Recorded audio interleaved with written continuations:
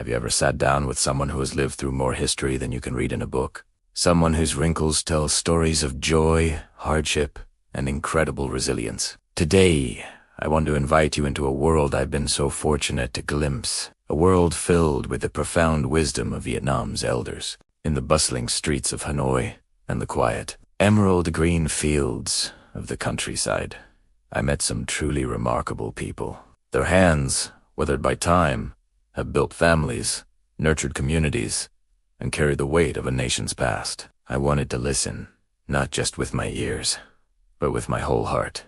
I remember meeting Barlene, sitting on a small plastic stool outside her home, her eyes sparkling with a light that defied her 80-something years. She told me, "Life is like a river, my child. Sometimes it flows gently, and sometimes the current is strong and pulls you under. But you must never stop swimming. The river always leads to the sea, to a place of vastness and peace." She talked about the war, not with bitterness, but with a deep sense of forgiveness, explaining that holding on to anger is like drinking poison and expecting the other person to be harmed. Her words were simple, yet they settled in my soul with such weight. Tenterewas NGA, former cyclo driver who has seen Saigon transform into the vibrant Ho Chi Minh City it is today. He laughed, a deep, rumbling sound, as he recalled his youth. "We had nothing," he said, "but we had each other. A bowl of AFA shared with friends was richer than any feast. Don't spend your life chasing money so much that you forget to chase moments. Moments are all we truly own in the end." He tapped his heart. "This is the only bank that matters. Fill it with good memories." I was struck by a common thread in their stories, the immense value placed on family and connection. It's not just about duty, it's a deep, instinctual understanding that we are stronger together. Ba Mai, a grandmother from a small village near Hoi An, was surrounded by her grandchildren as we spoke. She was teaching them how to weave bamboo baskets, a craft passed down through generations. "This is more than a basket," she explained, her fingers moving with a practiced grace. "This is our story. When you create something with your hands, you put your spirit into it. You learn patience. You learn that beautiful things take time." She looked at her granddaughter, who was struggling with a tricky weave. "Don't be afraid to make mistakes. That is how you learn where the bamboo is strong and where it is weak. People are the same. Our flaws are part of our design." Her gentleness was a lesson in itself. One of the most powerful things I learned was about simplicity. In our modern world, we're constantly searching for more.